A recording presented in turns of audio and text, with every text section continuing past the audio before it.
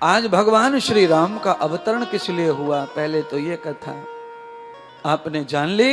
राक्षसों के वध के लिए, संतों के, गौओं के, आचार्य ब्राह्मणों के हित के लिए, समाज में धर्म और मर्यादा की स्थापना करने के लिए भगवान का अवतरण हुआ। एक कारण यह है। दूसरा कारण भगवान का यह है कि उनके ही पार्षद, उनके सेवक जय और विजय सनत कुमारों के श्राप से राक्षस बन गए। उनके उद्धार के लिए परमात्मा का आगमन हुआ। तीसरा कारण यह है कि कौशल्या और राजा दशरथ को मनु और शत्रुपा का ही अवतार मानते हैं। उनके तपस्या से विष्णु के रूप में उन्हें पुत्र चाहिए। तो आज भगवान, एक कारण ये भी है। दूसरा, भगवान राजा प्रताप भानु ने रावण का अवतार लिया है, इसीलिए भी भगवान पधारे हैं।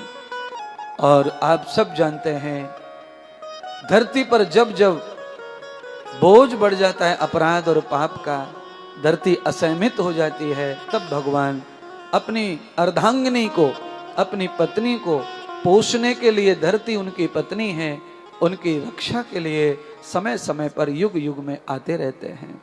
भगवान का जन्म, अध्ययन और भगवान का यज्ञ रक्षा और भगवान का विवाह और मेरे परमात्मा का 14 वर्ष का तप वनवास के रूप में जब हुआ, तो भगवान 14 वर्ष के वनवास गए तो निषाद जैसे परम भक्त को पाया, जो अपना राज्य, अपनी संपत्ति, अपना एक एक जिंदगी का कोना राम जी को समर्पित कर रहा है। ऐसे भी भक्त हैं दुनिया में कि अपनी सारी जिंदगी हवाले कर दी गुरु के, पूरी जिंदगी कमाई, पूरी जिंदगी का श्वास सब गुरु के हवाले, सब भगवान के हवाले। ऐसे जो लोग रहते हैं वो निषाद जैसे रहते हैं। उनके अंदर कोई भी स्वाद नहीं, निषाद हैं। उन्हें केवल प्रभु चाहिए, दुनिया में अब कुछ नहीं चाहिए। सब देख लिया नजारा, दुनिया का मतलब का संसार है, ना इसका इतवार है। संभल संभल कर पैर रखो, ये फूल नहीं अंगार है। सब लोग अंगारों पे चल के सावधान हो गए हैं। सब चीज देखी आपने, ऐसा नहीं आपने कोई ठोकरें नहीं खाई हैं, धोखे नहीं खाए हैं अपनों से, परायों से।